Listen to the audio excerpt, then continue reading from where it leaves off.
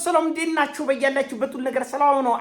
አሽን አንዲዮላችሁ እሞኝላችኋለሁ። ቤስቲስ ጎንዱሉ ማረች ላይክ እና ሼር እያደረጋችሁ ሐሳቦቻችሁን ለብዙዎች አካፍሉ። ለዚህ ሁሉ አመሰግናችኋለሁ። ሐሳብ ሲሞቻችሁ እንደለመዳችሁ 3000 ላይክ እንድትጎጩኝ በቱቱና አጎብዛችኋለሁ። ዛሬ ሚዛናችን ይዘላችሁ የመጣ ነው ሱፐር ዜና። አፍሪካ ኮንፊደንሻል በህወሓት ጉዳይ ላይ ጥብቅ መረጃ ይዞ መጥቷል።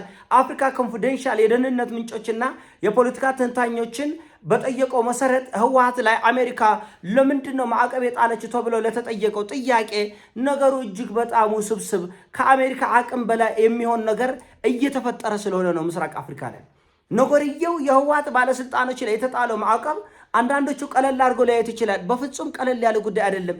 እጅግ በጣም አደገኛ ከኢትዮጵያ እስከ ሞቀሌ እስከ ሱዳን ከሱዳን እስከ ግብጽ ከግብጽ እስከ ሳውዲ አረቢያ ከሳውዲ አረቢያ እስከ ኤርትራ ድረስ የተጠላለፈ የተውሰበሰበ አደገኛ ችግር አለ ነው ያለው አፍሪካ ኮንፊደንሻል። እኔም ያልኩት ይሄንን ነው። አሜሪካ ጨክና በስስት ልጇ ላይ ማዕቀብ አትጥልም። የስለት ልጇ እኮ ነው።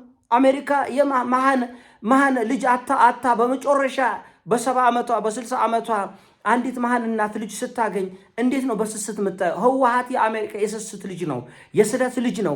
ጨክና ማዕቀብ ልትጥልበት አትችልም። ችግሩ ምንድነው? የህወሓት ደናቁርቶች በደመነፍስ የሚያደርጉት ውጊያ እልቂት ይዞ ይመጣል። በምስራቅ አፍሪካ ህወሓት ዘራፊ ነው። የትግራይን ህዝብ ወደ መቀመቅ ይዞ ገብቷል። ውጤታማ እንዳልሆነ ከ105% እንኳን ውጤት ያለው ስራ እየሰራ እንዳልሆነ አሜሪካኖች የራሳቸው ግምገማ ወስደዋል።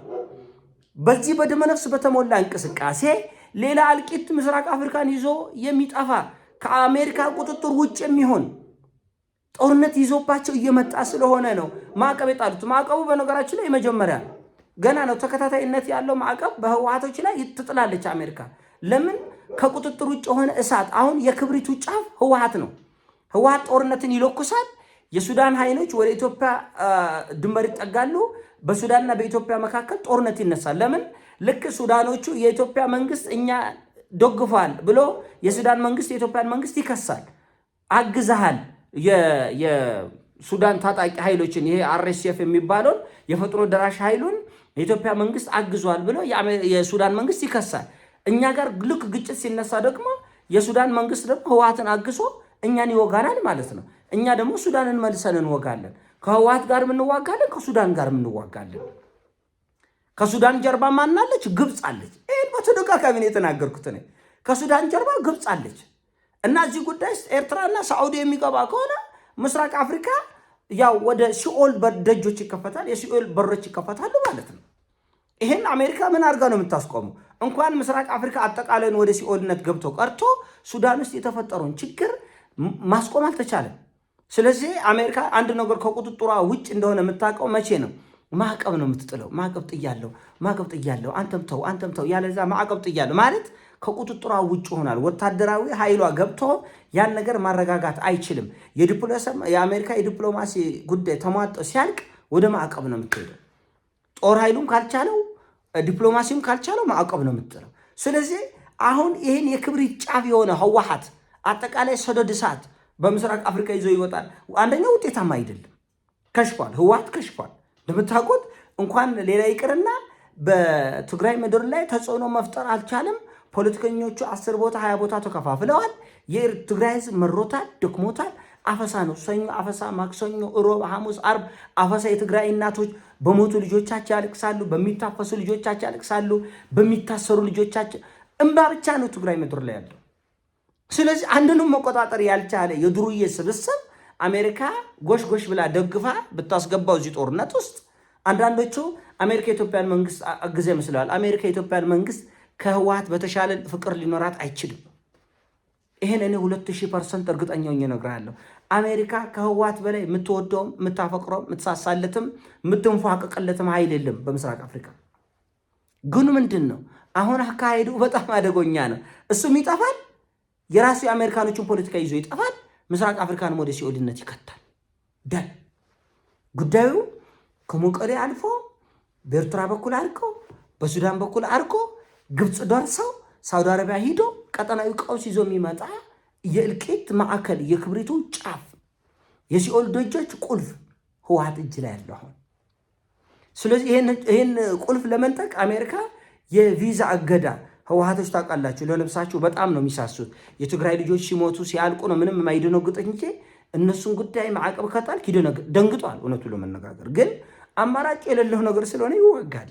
ይህን ማወቅ አለብን። አማራጭ የለም። ህወሓት ወደዚህም ቢል አማራጭ ስለሌለው የግድ ይዋጋል። አሁን አሜሪካን ማስቆም አትችልም። አውሮፓም ኧረ ተው ወዝጋቤር በዓላ ምናምን ይላል። አውሮፓም አሜሪካም አረቦች አይሰማም። ህወሓት ይዋጋል።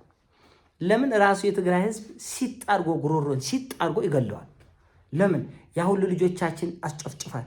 ልክ ያው ምንድነው የኢራን ጉዳይ መጣ እኮ። ኢራን እንደምታውቁት ከዚህ ሁሉ ቅጥቀጣ ከዚህ ሁሉ እልቂት በኋላ ሆርሙዝ የኔ ነች እንዳለችው ህወሓት በፈጠረው ጦርነትና እልቂት የወልቃይት ጉዳይ የራያ ጉዳይ የራሱን መስመር ይዟል። ይሄ ጉዳይ እመልሰዋለሁ ተብሎ ወደሆነ ጉዳይ ቢመለስ አደገኛ ነገር ነው። ባይሆን አገሪቱ የጋራ ነው። ምድሩ ለሁላችን ይበቃል። የአማራ፣ የትግራይ፣ የኦሮሞ፣ የሶማሌ አያስፈልግም።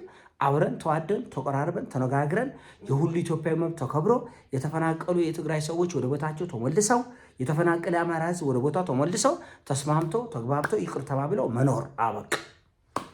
ኧረ አይደለም ረጎራው ነው የሚያስፈልገው ከተባለ ያው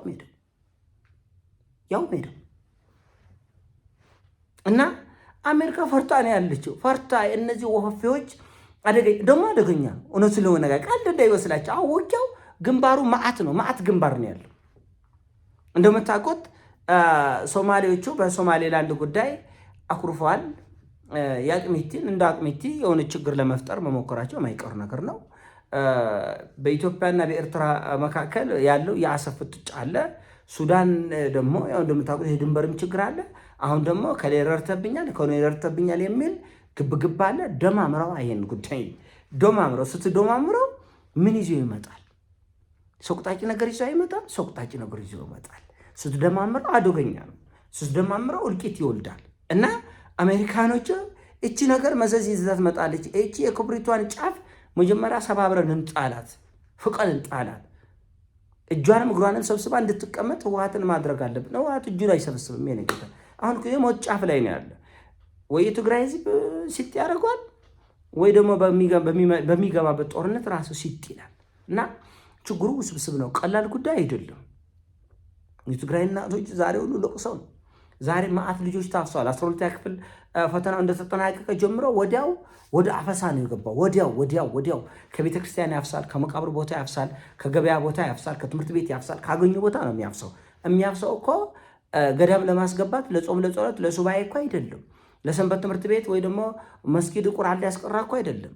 ጦርነት፣ መድፍ፣ ቦምብ ያለበት ቦታ፣ እልቂት፣ ስናይፐር ያለበት ቦታ ታንክና መድፍ ይዞ ለመግባት ነው እነዚህን ህፃናት ልጆች። ስለዚህ ይህ ጦርነት ሳይታለም የተፈታ ነው። ራሳችሁን ጠብቁ። ቀጠናው ላይ ያላችሁ ሰዎች ራሳችሁን ጠብቁ። ህዝቡ ራስን ይጠብቅ። በተደጋጋሚ ነው እየተናገር ነው። በተደጋጋሚ የሚሰማ ከተገኘ ተገኘ፣ ካልተገኘም አልተገኘም። ከተገኘ ተገኘ፣ ካልተገኘም አልተገኘም። እኛ ግን እንዴት ሰምተን ዝም እንላለን? አይተን እንዴት ዝም እንላለን? ዝም የሚያሰኝ ነው ወይ ጉዳዩ? ጉዳዩ ራሱ ዝም ያሰኛል ወይ? ዝም አያሰኝም። በጣም የሚያሰጋ በጣም የሚያስጨንቅ አደጋ ይዞ የሚመጣ በጣም ከባድ ጉዳይ ስለሆነ ይሄን ጉዳይ ሁላችን በከፍተኛ ትኩረት ማየት መቻል አለብን። አሜሪካኖቹ ምንጊዜም ከአሸናፊ ጎን ነው የሚሆኑት። ህወሓት ከዚህ በፊት በነበረው ጦርነት አሸናፊ ቁመና ላይ ያለች ነበረች። ችግሩ ምንድን ነው? ቆጠና ላይ ያለውን በሙሉ ደመሰሳለሁ፣ አፋሩንም ኤርትራውንም የኢትዮጵያን መንግስትንም ደመሰሳለሁ የሚል የመጨረሻ ከልክ ያለፈ እብጠት ውስጥ በመግባቱ ምክንያት በአራት አቅጣጫ ውጊያ ጀመረ። እንደዛም ሆኖ የተወሰነ ጊዜ ተቋቁሟል። ለምን? የነበረው ዝግጅት የአጭር ጊዜ አይደለም፣ የረጅም ጊዜ ዝግጅት አድርጎ ስለነበረ እውነቱን ለመነጋገር 3 ዓመትም 4 ዓመትም በከፍተኛ ሁኔታ ተቋቁሟል። ችግሩ ምንድን ነው? የህወሓት አመራሮች ጥፍራቸው ሳይነካ ያን ሁሉ የትግራይ ወጣት ማስጨረሳቸው፣ ይሄ በጣም አደገኛ ነገር ነበር እና አሁን በትልቁ ለማስመር እና ትኩረት ሰጥተን ለመናገር የምንፈልገው ነገር ይሄ ጉዳይ የዋዛ ጉዳይ አይደለም፣ አደገኛ ነው። ከፍተኛ ትኩረት ይፈልጋል፣ ጥንቃቄ ይፈልጋል። ቀጠናውን ይዞ የሚወድቅ ነገር መሆኑ አሜሪካኖችም ስላወቁ ማዕቀብ የመጀመሪያ ነው። ሌሎች ተጨማሪ ቅጣቶች፣ ሌሎች ተጨማሪ ማሳደዶች እንደ አስፈላጊነቱ ገንዘባቸውን መውረስ።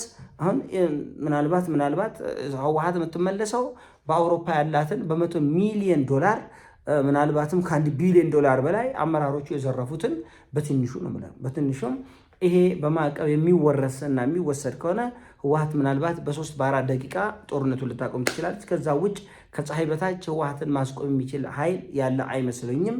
ለልቂቱ ሙሉ ዝግጅት ያደረጉ በመሆኑ ማለት ነው። ይሄ የኔ ሀሳብ ነው። ሀሳብ ሲሞቻችን ላይክ አድርጉ፣ ሼር አድርጉ። እወዳችኋለሁ። ፒስ